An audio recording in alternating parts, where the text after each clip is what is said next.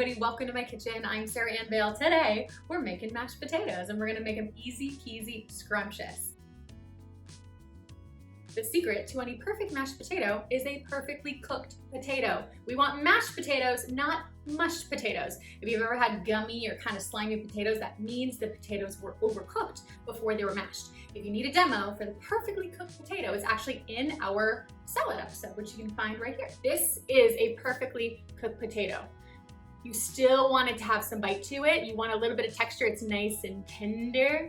It's mashable. You also always want to start your potatoes in cold, salted water. My potatoes were cooked, drained, salted, and now they're ready to be mashed. I'm gonna start by giving my potatoes just a mash. I have 4 pounds of blue potatoes or purple potatoes here. Just so you know, purple potatoes are rich in anthocyanin, the same antioxidant found in black and blueberries. Blue potatoes are great because they're scrumptious and they're actually lower on the glycemic index than a regular potato. These are still warm, which makes them mash a little easier and makes them mix up better too. These have a great head start. Now we're gonna add all of our mix-ins. If you like, you can do a heavy cream or a sour cream. I'm gonna do a convertible and use Greek yogurt in place of my sour cream. I have about 1.5 cups of Greek yogurt here. You can always start with a little less if your potatoes have a little more moisture. You get to taste as you go because your potatoes are already cooked. We're gonna get all of this evenly distributed. Oh, it's so satisfying. The color of the potatoes is so beautiful. It's all squelchy. Our Greek yogurt is just starting to get incorporated, and our #1 flavor we're gonna add is goat cheese.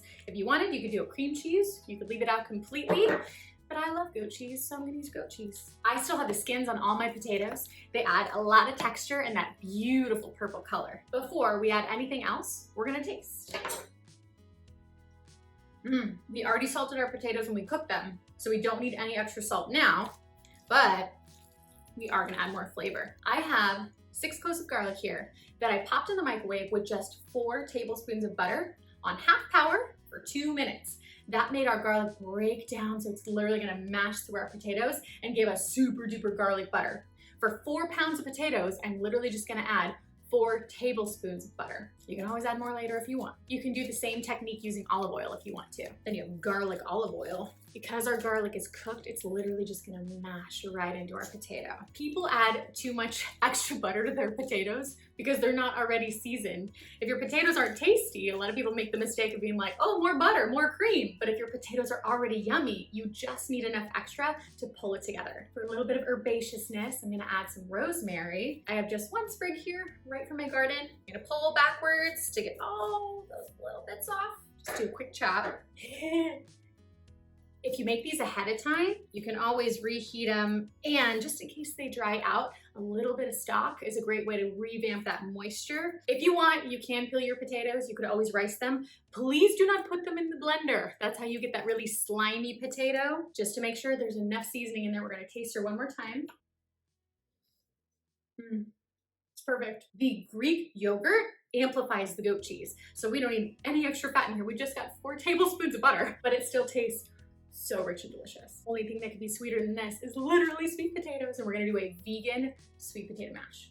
How sweet it is to be loved by Ruth. Ooh. This is a dairy-free, vegan, paleo-friendly mash. I have about 4 pounds of perfectly cooked peel on sweet potatoes here, and I'm gonna add 1 can of coconut milk. This is gonna give our creamy element and help them mash up nicely. You want all of that yummy coconut fat in there too. We're gonna get them all mashed together. You gotta tell them who's boss.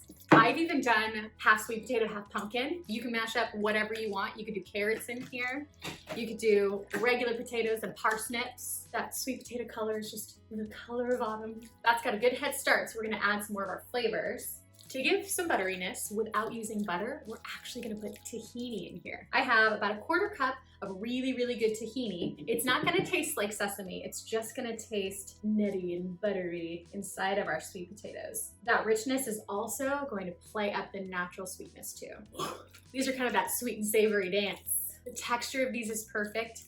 They still have some chunks in there. Gotta taste to make sure they're good. The salt level is just under, so I'm gonna add just a pinch more salt. It's always important to taste as you go. Just for a little bit of extra richness, we're gonna add just 2 drops, literally just 2 drops of toasted sesame oil. That's it. Don't do any more. The smokiness and the toasted sesame oil playing with the sweetness of the sweet potato is like that kettle corn magic. To finish our sweet potato mash, we're gonna add just a little bit of nutmeg right at the end. Fresh nutmeg is very, very strong, so you don't need much, like 1/8 of a teaspoon. Now it smells like the holidays. Holy moly. If you're one of those folks that grew up with those candied yams and the marshmallows on top, I would put these in the oven too. But I would take the same topping that we put on our pecan pie last week and put these in the oven topped with that for 15 minutes at 350 degrees. You're welcome. I'm gonna eat these now. Stay tuned, because next week we're doing gravy. Thank you guys for watching. Subscribe, and I'll see you soon.